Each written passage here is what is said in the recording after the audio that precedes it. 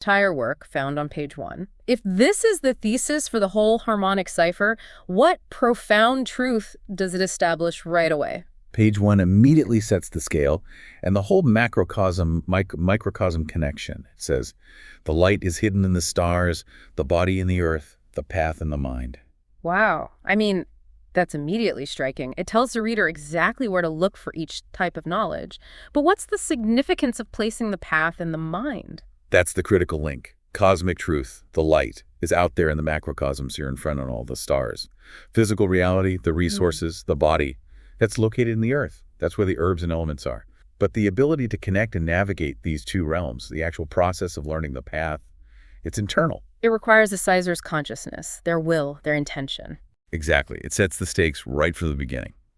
The journey is one of internal interpretation, not just external discovery.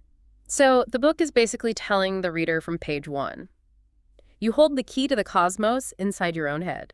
The knowledge is only useful if you're willing to make that internal shift. That's it.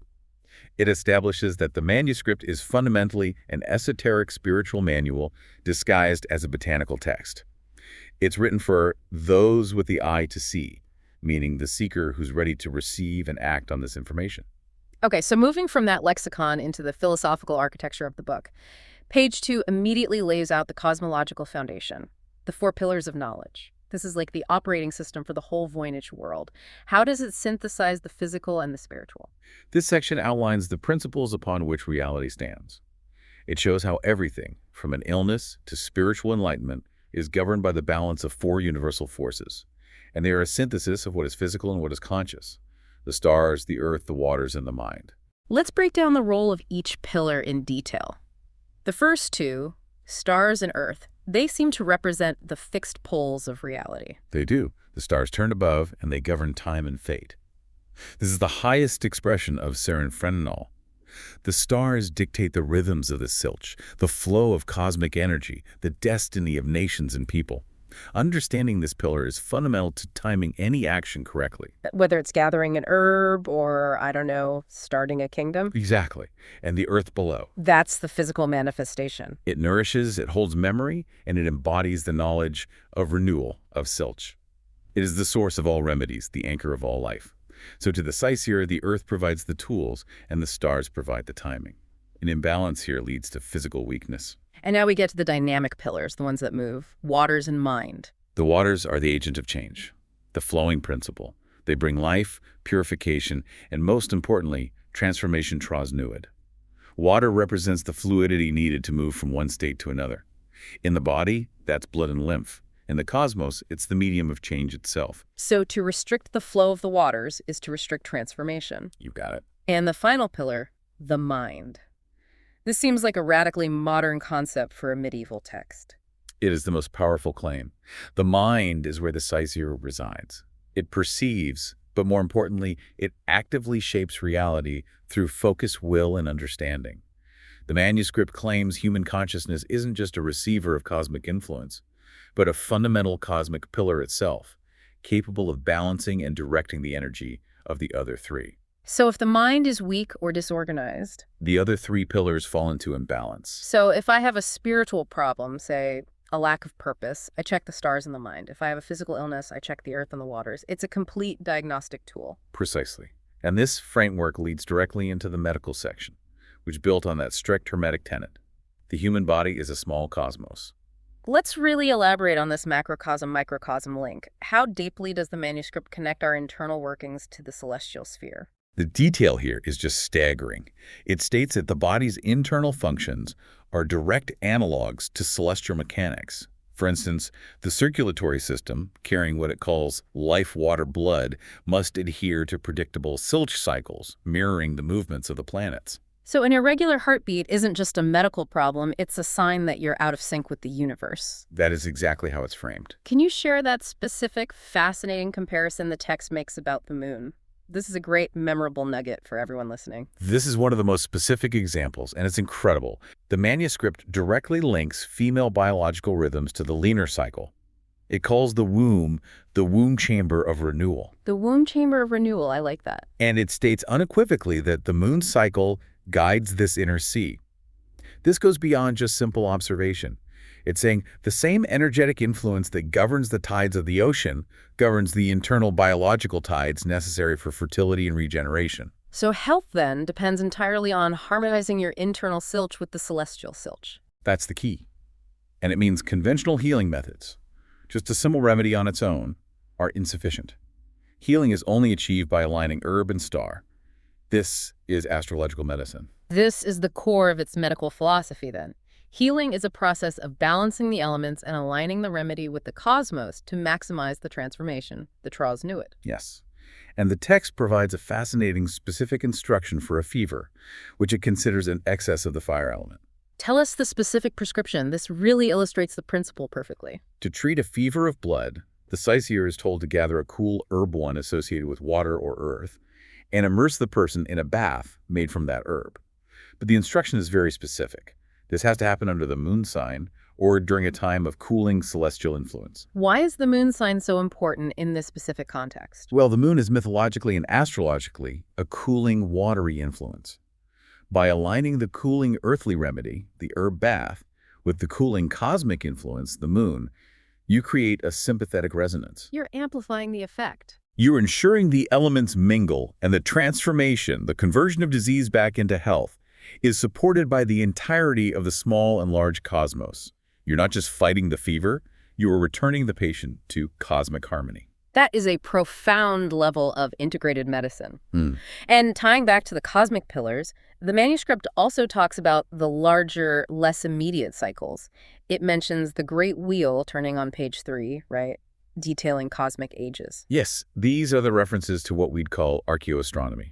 The manuscript talks about vast cycles of time, saying, the kingdom of fire rules when the lion watches the sky. Which is almost certainly a reference to an astrological age, right? Yeah, most certainly. It's likely marking the era when the star Regulus, the heart of the lion in the Leo constellation, aligned with a major celestial marker, signifying an age ruled by the fire element. And it suggests times of great upheaval. There's also that line about the herald of change comes when the star falls from its place. These passages are warnings about civilizational collapse or major astrological turning points. But the context is crucial. The manuscript reassures the Cypher, who masters this knowledge. It says, the wise do not fear the turning, for they have prepared to walk between the cycles. So the book itself is the survival manual. It's the knowledge artifact that lets the seeker transcend the chaos of the ages by understanding the predictable patterns of the cosmic wheel. It's an intellectual survival manual for the end of the world, or rather, the end of Underworld. Let's shift our focus to the truly iconic part of the manuscript. Those weird drawings, the botanical section. We've established this isn't just a simple herbalist's guide. No, this section is a guide to practical spiritual alchemy using plants. That's the most important conceptual leap to make. The plants are tools for transformation and expanding consciousness, not just physical remedies. They are mirrors of the cosmic order. Page 4 says it outright. Each plant is not merely of the earth, but a mirror of a greater pattern. And if we look at the specific examples the research provides, their symbolic function becomes crystal clear. Let's start with the serpent's vine. The serpent's vine. It's identified by its serpentine stems, always drawn near water. The serpent, as we know, is a universal ancient symbol of healing, renewal, wisdom. Like the rod of Asclepius in medicine? Exactly. And its purpose is explicit, to transform blood illness to vitality. The text instructs the Cypher to gather its root at the first spring dawn, linking its renewal ability directly to the start of the new yearly Sulch. It uses the Trosnuid symbol, emphasizing its role in magically converting sickness into health. So the form of the plant, the snake-like shape, is just as important as its chemical properties, because the form itself reflects its conceptual purpose. The physical form is a visual cue to its spiritual function. Yes. Next we have the solar herb. The solar herb is always drawn with a red sun blossom, and its petals follow the sun's path. So this is pure solar energy. Pure solar energy. The red color and its movement link it to the fire element and the heart, the body's center of vitality. You collect it at high noon, the peak of the solar Sulch, and its purpose is to give strength to the weak heart. It's a literal application of harnessing solar power to restore physical and spiritual power. And then there's the plant that really reveals the manuscript's true purpose. The lunar herb, the visionary plant. This one is the smoking gun for the manuscript's esoteric nature.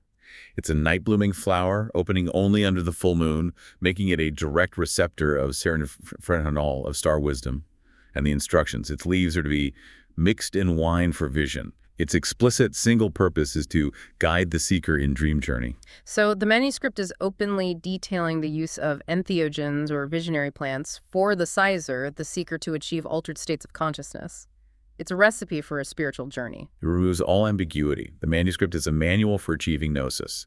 It even mentions a 7-pointed leaf on page 4 that is said to open the door to memory, past and future alike. Which suggests the knowledge isn't meant to be learned incrementally, but accessed directly through a shift in perception by triggering some kind of deep soul memory. Precisely. That transition leads perfectly into the astrological section, where the heavens provide the roadmap for this consciousness expansion.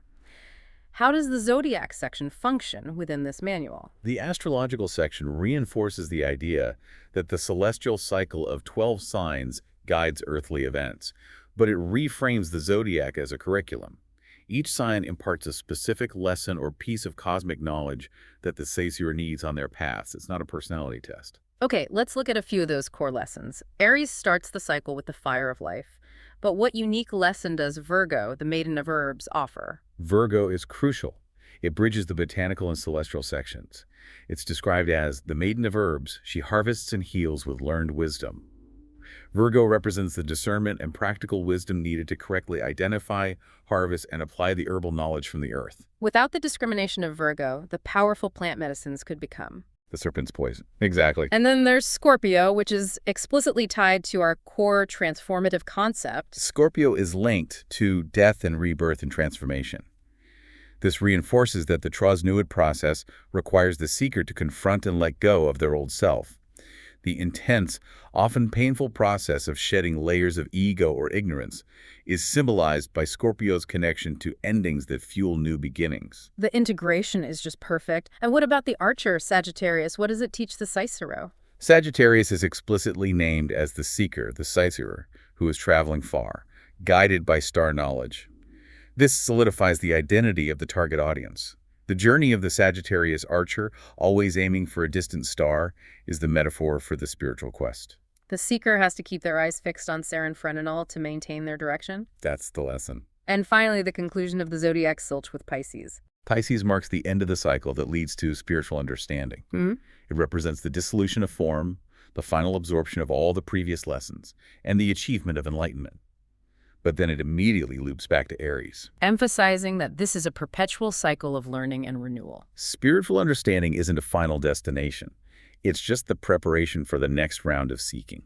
So the botanical and astrological sections are the tools, but the alchemical and philosophical section, that's the realization of the mission. This is where the manuscript drives home the central secret. All is transformation. This section confirms that the Voynich Manuscript is, at its heart, a sophisticated alchemical treatise. It uses that classic imagery. Base matter becomes essence, seed to sprout, lead to shining gold. But by linking the transmutation of lead and organic matter to the growth of a seed organic life, the text establishes that Trosnuid is a universal law governing both matter and spirit. And this great change is orchestrated by the specific cycles of the 4 elements: fire, water, earth, and air. Yes. The text speaks of the elements working in rotation, suggesting a sequential process, an order of operations the seeker must follow to purify the self. Mastering the balance of these 4 elements through meditation or ritual or herbal work allows the Cicero to transcend ordinary limits. The ultimate goal is internal alchemy, the transformation of the self. Uniting star wisdom with earthly craft to achieve the great work internally. That's the goal. Now let's talk about the most philosophically challenging and maybe the most memorable part of the manuscript. The idea that reality, as we experience it, is an illusion, the veil metaphor. This is a consistent and powerful theme, very similar to Plato's shadows or the Eastern concept of Maya. The manuscript is saying fundamentally that your senses are deceiving you. Page 26 delivers this striking warning. That which is reflected is not the truth, and the imagery is stark. Break the mirror, and the illusion ends. The manuscript calls reality itself a painting upon the mist. That suggests an incredibly fragile, permeable barrier between our perceived world and the true reality. And the path to piercing this veil is counterintuitive. It instructs the Cicero on accessing gnosis or inner vision. To see the true light, you must close your eyes.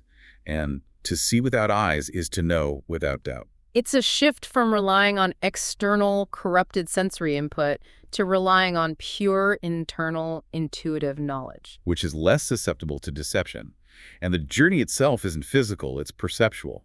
The manuscript says the path to truth is not to step forward, but to step aside. That phrase captures the philosophical essence perfectly. It's not about moving through space, it's about shifting your state of consciousness. The veil is also described as being woven of words unspoken, which hints that the illusion is sustained by our shared unspoken assumptions and cultural silences. To challenge the accepted language is to begin tearing the veil. This knowledge is clearly powerful, which leads us to the ethical warning embedded in the text, the duality of knowledge itself, explored through the metaphor of the serpent's gift. This is a classic esoteric check against arrogance.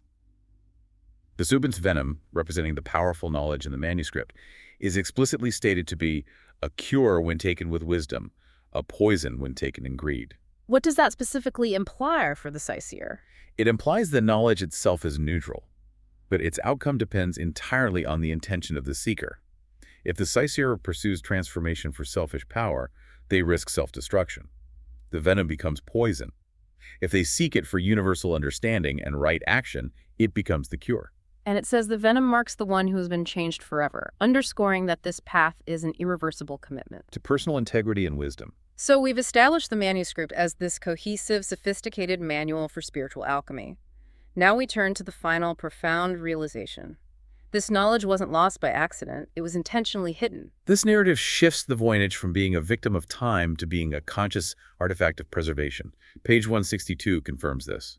It was not lost, it was hidden, it was not forgotten, it was veiled, it was not destroyed, it was waiting. So the authors designed the cipher to be unsolvable by conventional means. Exactly, to ensure it would survive periods of ignorance or suppression, only revealing itself when the intellectual and spiritual climate, the social, was correct for its interpretation. That explains the strange script. It was a lock designed to frustrate those seeking power, allowing only the dedicated, persistent Cypher to find the key. Yes, and the most compelling part is the idea that the knowledge isn't stored in the ink and paper, but in the reader's own deep consciousness. Page 146 is very clear. It is not ink upon a page, but memory upon the soul. And the text repeatedly says that to learn this content is to remember it. Yes, which implies a shared innate human wisdom that has simply been forgotten, and the manuscript acts as a mnemonic trigger. That's the symbolic soulware concept. The knowledge is always present, written in light. The Cypher isn't gaining new information, they're retrieving a forgotten truth. A truth fundamental to the human condition. Which brings us to the nature of the key required to unlock the whole thing. The manuscript really hammers this home, that the key must be internal. Repeatedly. It refutes the idea of an external key. Yeah. Page 45, 164, and 178 all confirm. The key is not found in books. The key is carried within. Page 153 is especially evocative. It says, the door was never closed, but the key was forgotten. The perceived locked door is just the psychological barrier. So if it's not physical, what is the internal key? Is it just belief? No, it's far more active. It's a triad of knowledge, will, and intention. Page 164 says the key is locked not in iron, but in will. It's described as being without weight, yet heavier than the world. The threshold is crossed by the Cypher's profound realization and active alignment of self. To hold it is to know. To know it is to pass through. The true lock is ignorance or fear or a lack of focused intention. The manuscript is telling you that you've been carrying the solution around with you the whole time, you just didn't realize it. A powerful message. And it sets the stage for the final sections, which address the modern reader directly, confirming they are part of this recurring cycle of return. The cyclical nature of this hidden tradition is central. Page 156 states, as the first circle was drawn, so too must it close. The path must be walked again. This confirms that this level of knowledge has been discovered, used, and then lost or veiled many times throughout history, corresponding to the great celestial cycles. The reader, by completing the decryption, is part of this moment of cyclical renewal. But the manuscript closes with a very serious, sobering warning, delivered by beings called the Watchers. This is the ultimate ethical check for the Cypher. This is the final and most important safeguard. The Watchers are described as cosmic record keepers. They do not judge, but they do not forget. Their warning is blunt. Not all who seek do so for light. Not all who learn do so for wisdom. Not all who awaken do so for good. It's a stark reminder that this knowledge demands right intent because, in the hands of the greedy or self-serving, it becomes destructive. The text suggests this profound wisdom has been spoken by 7 voices in 7 ages. And then it poses the ultimate challenging question directly to the modern reader. It's the moment of initiation. It asks, will you be the 8th? This is the call to action. It acknowledges the Cypher, who finally understands the harmonic cipher as the latest link in an ancient chain. The knowledge is back, the cycle is repeating. And the responsibility now falls squarely on the one who has remembered the truth. What an extraordinary journey. If this conceptual decryption holds true, the Voynich Manuscript is transformed from an impenetrable historical curiosity into a cohesive universal manual for spiritual enlightenment. The core message is clear and irreversible, as it says on page 180. Once the light is seen, it cannot be unseen. Once a door is opened, it cannot be closed. Awakening to this truth, that reality is an illusion, that your body is a small cosmos, that the path is internal, it fundamentally changes your entire perception of existence. So the final implication is that its true purpose wasn't botanical or medical in our modern sense. It was a conscious time capsule designed using these universal concepts of Trosnude and Silch to survive the chaos of collapsing civilizations. Waiting to be rediscovered at this specific moment. It was waiting for a time when the ink bleeds through the veil, and humanity was ready to claim the key that was never lost, only forgotten. The key is realization. The lock is the self. And that leads us to the final provocative thought for you, the listener, the modern Cypher. The manuscript explicitly states, what is understood must be lived. You now have open access to this knowledge. The veil has frayed, the door is open. If the key is indeed within you, if you have remembered these truths, what unseen fire are you now responsible for carrying forward into the world? The stars are watching, but the path is yours to choose.